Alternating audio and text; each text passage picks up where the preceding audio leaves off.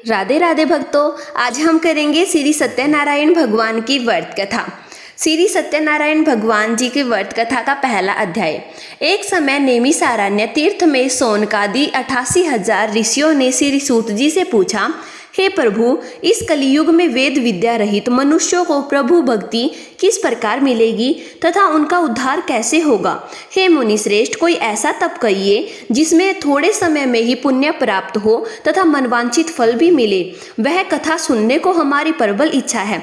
सर्वशास्त्र ज्ञाता श्री सूत जी बोले, हे वैष्णवों में पूज्य, आप सबने प्राणियों के हित की बात पूछी है। अब मैं उस श्रेष्ठ व्रत को आप लोगों से कहूँगा जिस व्रत को नारद जी ने श्री लक्ष्मी नारायण भगवान से पूछा था और श्री लक्ष्मीपति ने मुनि श्रेष्ठ नारद जी से कहा था। यह कथा ध्यान से सुनो। एक समय योगीराज नारद जी दूसरों के हित की इच्छा से अनेक लोकों में घूमते हुए मृत्यु लोक में आ पहुँचे। वहाँ बहुत योनियों में जन्मे हुए मनुष्यों को अपने कर्मों के द्वारा अनेक दुखों से पीड़ित देखकर किस यत्न को करने से निश्चय ही इनके दुखों का अंत हो सकेगा, ऐसा मन में सोचकर इंद्रलोक को गए। वहाँ श्वेत वर्ण और 4 भुजाओं वाले देवों के ईश नारायण को, जिनके हाथों में शंख, चक्र, गदा और पद्म थे तथा वरमाला पहने हुए थे, देखकर स्तुति जी करने लगे, हे भगवान, आप अत्यंत शक्ति से संपन्न हैं। मन तथा वाणी भी आपको नहीं पा सकती। आपका आदि मध्य अंत नहीं है। निर्गुण सौपन सृष्टि के कारण भक्तों के दुखों को नष्ट करने वाले हो, आपको मेरा नमस्कार है। हे मुनि श्रेष्ठ, आपके मन में क्या है? आपका किस काम के लिए आगमन हुआ है? निसंकोच कहो। तब नारद मुनि बोले, मृत्यु लोक में सब मनुष्य जो अनेक योनियों में पैदा हुए हैं, अपने अपने कर्मों के द्वारा अनेक दुखों से दुखी हो रहे हैं। हे नाथ, मुझ पर दया रखते हुए बताइए, उन मनुष्यों के सब दुख थोड़े से ही प्रयत्न से कैसे दूर हो सकते हैं? श्री भगवान जी बोले, हे नारद, मनुष्यों की भलाई के लिए तुमने बहुत ही अच्छी बात पूछी है। जिस काम के करने से मनुष्य मोह से हट जाता है वह मैं कहता हूँ, सुनो। बहुत पुण्य देने वाला स्वर्ग तथा मृत्युलोक दोनों में दुर्लभ यह उत्तम व्रत अच्छी तरह विधि पूर्वक संपन्न करके मनुष्य मोह से छूट जाता है। वह मैं कहता हूँ, बहुत पुण्य देने वाला व्रत तथा मृत्युलोक दोनों में दुर्लभ यह उत्तम व्रत है। आज मैं प्रेमवश होकर तुमसे यह कहता हूँ, श्री सत्यनारायण भगवान जी का व्रत अच्छी तरह विधि ध्यान पूर्वक संपन्न करके मनुष्य तुरंत ही यहाँ सुख भोग कर मरने पर मोक्ष को प्राप्त होता है। श्री भगवान के वचन सुनकर नारद जी बोले कि उस व्रत का फल क्या है, क्या विधि विधान है, किसने इस व्रत को किया है और किस दिन यह व्रत करना चाहिए? हे भगवान, मुझे विस्तार से बताओ। भगवान बोले, दुख शोक आदि को दूर करने वाला यह व्रत सब स्थानों पर विजय करने वाला है। भक्ति और श्रद्धा के साथ किसी भी दिन मनुष्य श्री सत्यनारायण की शाम के समय ब्राह्मणों और बंधुओं के साथ धर्मपरायण होकर पूजा करे। भक्ति भाव से नैवेद्य केले का फल, घी, दूध और गेहूं का पूरण सवाया करें। गेहूं के अभाव में साठी का पूरण शक्कर अथवा गुड़ ले तथा भक्ति भाव से भगवान का स्मरण करता हुआ समय व्यतीत करें। इसी तरह करने से मनुष्यों की इच्छा निश्चय ही पूरी होती है। विशेषकर कली काल में मृत्यु लोक पर यही मोक्ष का सरल उपाय है। तो भक्तों, श्री सत्यनारायण भगवान का प्रथम अध्याय संपूर्ण हुआ। तो बोलिए सत्यनारायण भगवान की जय। सत्यनारायण भगवान जी की व्रत कथा का दूसरा अध्याय। सूत जी बोले, हे ऋषियों, जिसने पहले समय में इस व्रत को किया है उसका इतिहास कहता हूँ, ध्यान से सुनो। सुंदर काशीपुरी नगर में एक अत्यंत निर्धन ब्राह्मण रहता था। वह भूख और प्यास से बेचैन हुआ पृथ्वी पर घूमता था। ब्राह्मणों से प्रेम करने वाले श्री भगवान ने ब्राह्मण को दुखी देखकर बूढ़े ब्राह्मण का रूप धारण कर उसके पास जाकर आदर के साथ पूछा, हे विप्र, तुम नित्य ही दुखी होकर पृथ्वी पर क्यों घूमते हो?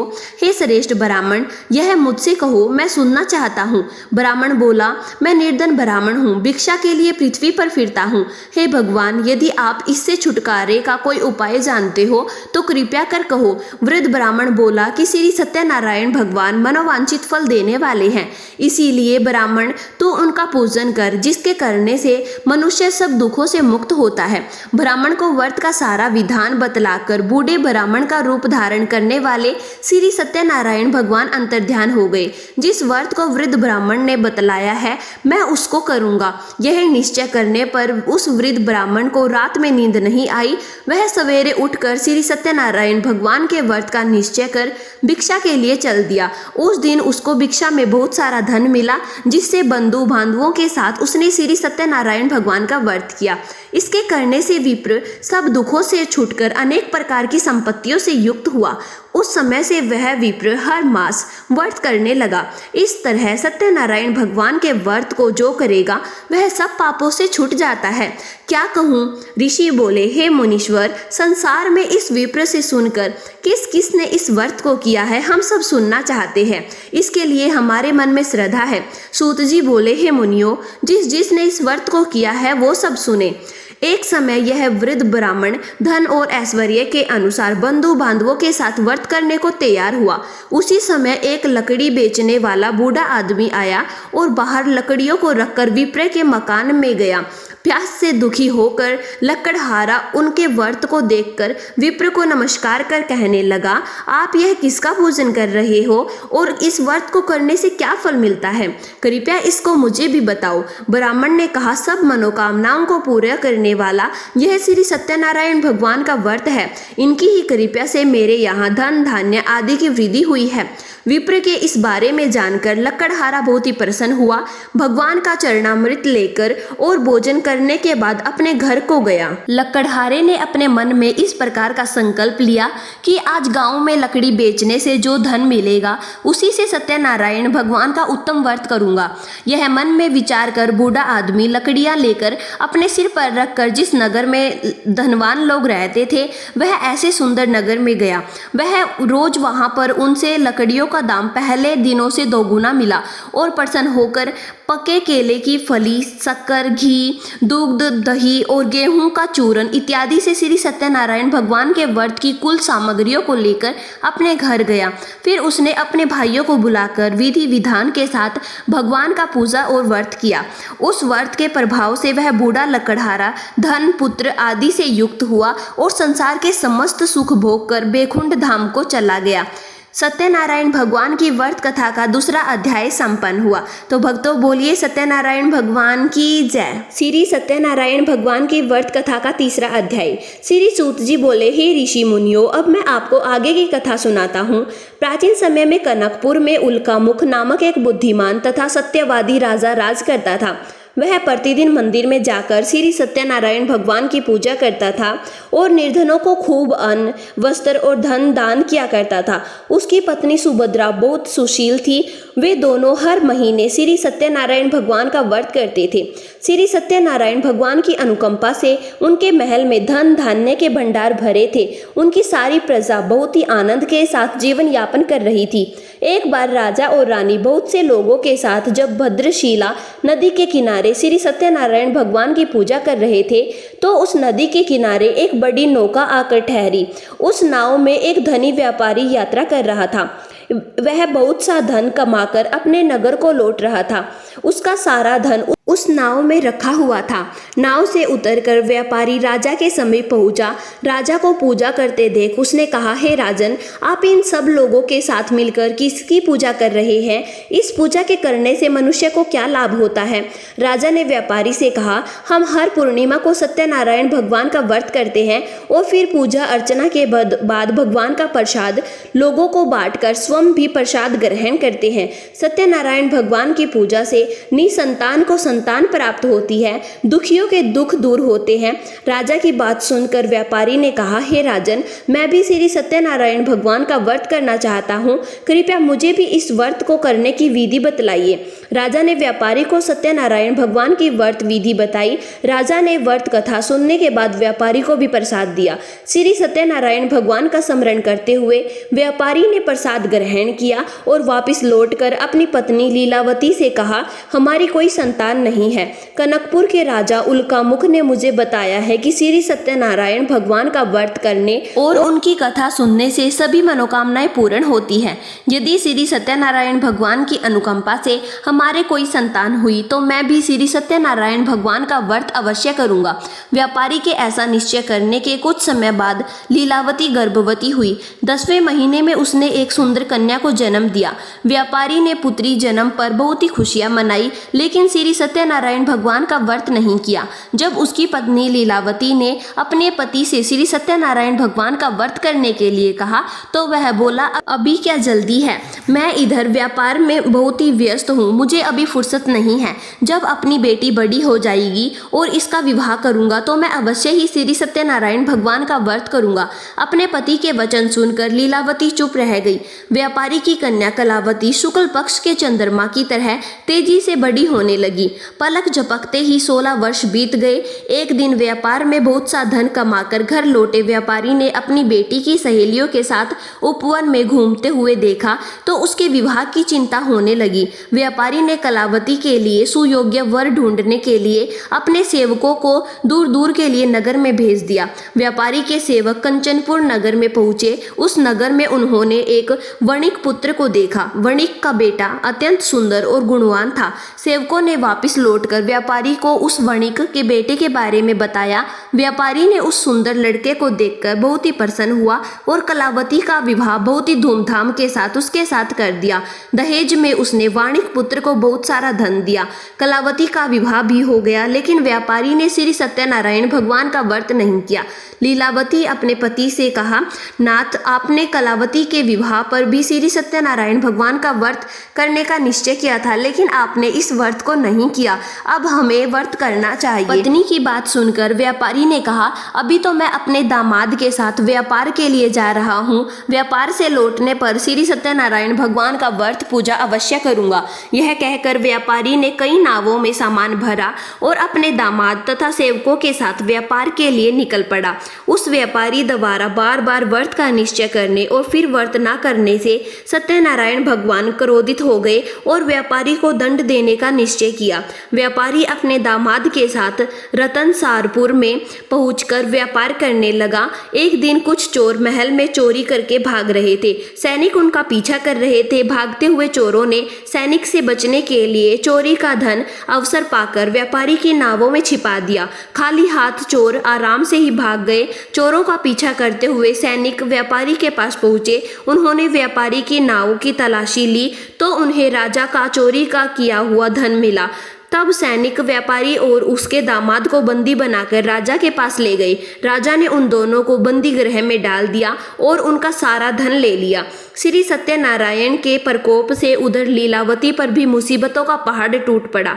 उसके घर में चोरी हो गई और चोर सारा धन लेकर चुरा कर ले गए। घर में खाने के लिए भी अन्न नहीं बचा। भूख प्यास से व्याकुल होकर व्यापारी की बेटी कलावती एक ब्राह्मण के घर गई। उस ब्राह्मण के घर में श्री सत्यनारायण भगवान की व्रत कथा हो रही थी। उसने भी वहां बैठकर व्रत कथा सुनी और प्रसाद लिया। घर लौटकर कलावती ने अपनी माँ लीलावती को सारी बात बताई। कलावती से श्री सत्यनारायण भगवान की व्रत कथा की बात सुनकर लीलावती ने भी व्रत करने का निश्चय किया।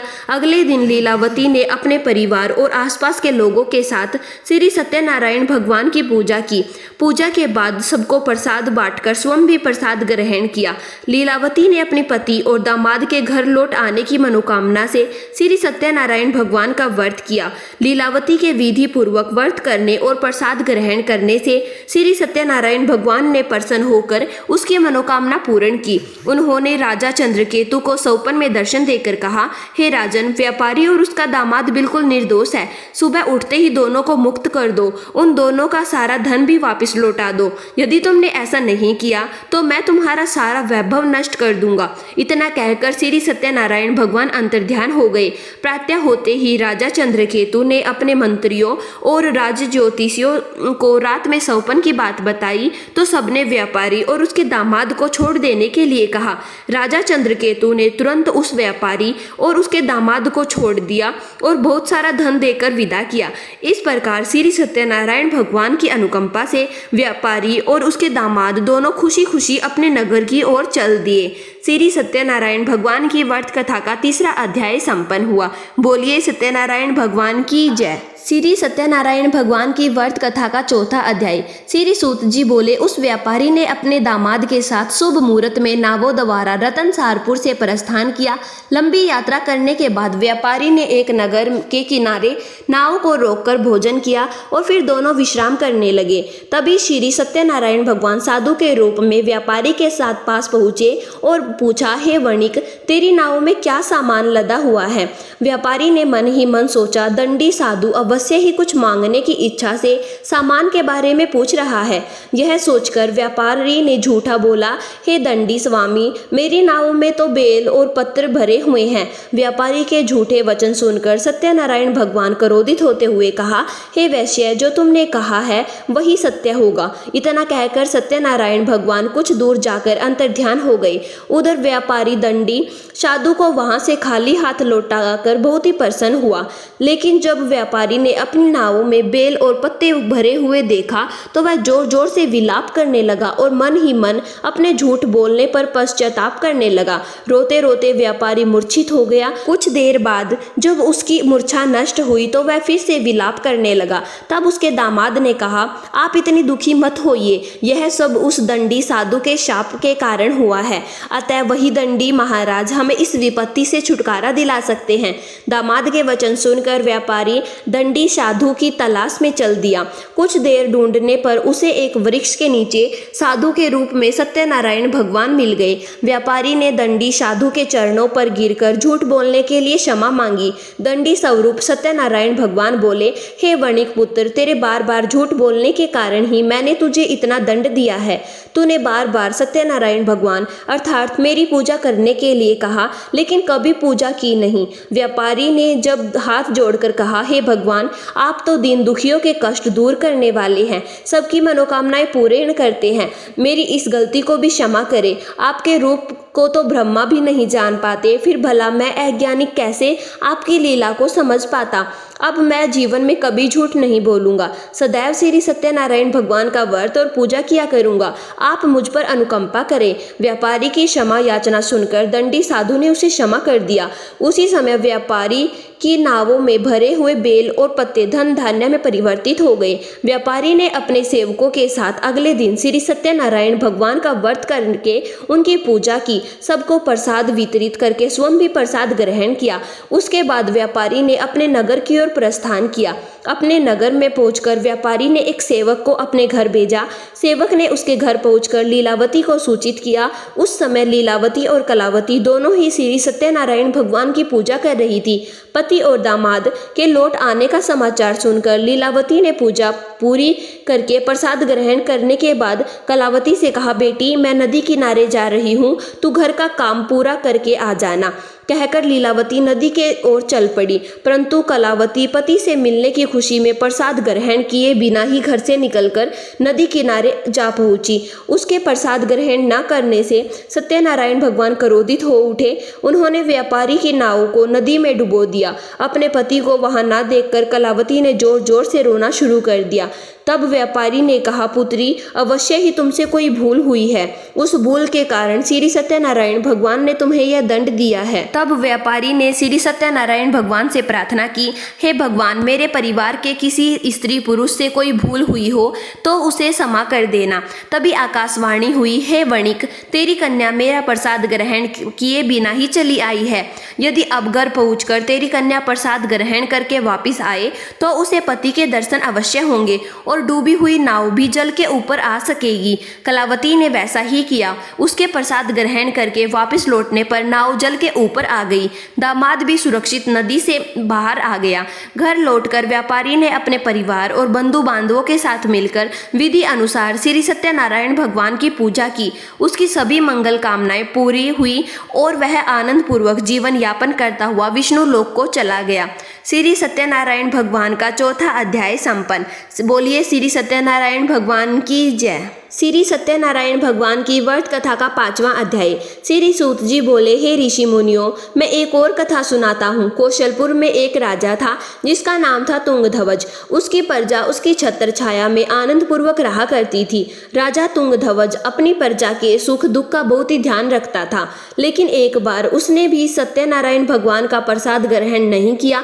तब सभी को चिंताओं से मुक्त करके, धन संपत्ति से भंडार भरकर, प्राणियों को जीवन के सभी सुख देने वाले श्री सत्यनारायण भगवान ने राजा को प्रसाद ग्रहण न करने का दंड दिया। एक दिन राजा तुंगध्वज जंगल में हिंसक पशुओं का शिकार करने निकला था। तेजी से घोड़ा दौड़कर शिकार का पीछा करते हुए वह अपने सैनिकों से अलग हो गया और देर तक हिंसक जानवरों का शिकार किया। अतः कुछ देर विश्राम करने की इच्छा से वह एक बड़े वृक्ष के नीचे जाकर बैठ गया। समीप ही कुछ चरवाहे श्री सत्यनारायण भगवान की पूजा कर रहे थे। राजा ने उनके पास से गुजरते हुए सत्यनारायण भगवान को नमस्कार नहीं किया। चरवाहों ने राजा को पूजा के बाद प्रसाद दिया तो राजा ने उन्हें छोटे लोग समझकर प्रसाद ग्रहण नहीं किया और घोड़े पर सवार हो वह अपने नगर की ओर चल दिया। राजा जब नगर में पहुंचा तो देखा कि उसका सारा वैभव और धन संपत्ति नष्ट हो गए हैं। श्री सत्यनारायण के प्रकोप से राजा निर्धन हो गया। तब राज्य ज्योतिषी ने राजा से कहा, महाराज, आपसे अवश्य ही कोई भूल हुई है। अगर आप उस भूल का पश्चाताप कर ले तो सब कुछ पहले जैसा हो जाएगा। राजा को तुरंत अपनी भूल का स्मरण हो आया। अतः मंदिर में जाकर राजा ने श्री सत्यनारायण भगवान से क्षमा मांगी और उनकी पूजा की। पूजा के बाद प्रसाद ग्रहण करने से श्री सत्यनारायण भगवान की अनुकंपा से चमत्कार हुआ। राजा का खोया वैभव पुनः लौट आया। श्री सत्यनारायण भगवान की अनुकंपा से जीवन के सभी सुखों का भोग करते हुए अंत में राजा तुंगध्वज वैकुंठ धाम को गया और मोक्ष को प्राप्त किया। श्री सत्यनारायण भगवान के व्रत पूजा को जो भी मनुष्य करता है उसकी सभी दुख चिंताएं नष्ट होती हैं। उसके धन में धन धान्य के भंडार भरे रहते हैं। निसंतानों को संतान की प्राप्ति होती है और सभी मनोकामनाओं को प्राप्त कर मनुष्य अंत में मोक्ष को प्राप्त कर सीधे वैकुंठ धाम को जाता है। श्री सूत जी ने कुछ पल रुककर कहा, हे श्रेष्ठ मुनियों, श्री सत्यनारायण भगवान के व्रत को पहले जन्म में जिन लोगों ने किया उन्हें दूसरे जन्म में सभी तरह के सुख प्राप्त हुए। वृद्ध संतानंद ब्राह्मण ने पूर्व जन्म में सत्यनारायण का विधिवत व्रत किया तो दूसरे जन्म में सुदामा के रूप में ब्राह्मण की पूजा करते हुए अंत में मोक्ष को प्राप्त कर वैकुंठ धाम को चला गया। उल्कामुख राजा अगले जन्म में राजा दशरथ के रूप में मोक्ष को प्राप्त करके वैकुंठ को गए। व्यापारी ने मोरध्वज के रूप में जन्म लिया और अपने पुत्र को आरे से चीरकर भगवान की अनुकंपा से वैकुंठ को प्राप्त किया। राजा तुंगध्वज अगले जन्म में मुनि के रूप में जन्म लेकर भगवान की अनुकंपा से पूजा पाठ करते हुए लोकप्रिय होकर सदकर्म करते हुए मोक्ष को प्राप्त कर वैकुंठ धाम को चले गए। हे ऋषि मुनियों, श्री सत्यनारायण भगवान का व्रत और पूजा मनुष्य को सभी चिंताओं से मुक्त करके धन संपत्ति के भंडार भरकर अंत में जन्म जन्मांतर के चक्रव्यूह से मुक्ति दिलाकर मोक्ष प्रदान करते हैं। श्री सत्यनारायण भगवान का 5वां अध्याय संपन्न हुआ। तो भक्तों, बोलिए श्री सत्यनारायण भगवान की जय। भक्तों, अगर आपको यह व्रत कथा अच्छी लगी हो तो प्लीज़ हमारे चैनल को सब्सक्राइब जरूर करें ताकि आने वाली हर वीडियो आप सभी भक्तों तक जरूर पहुँचे।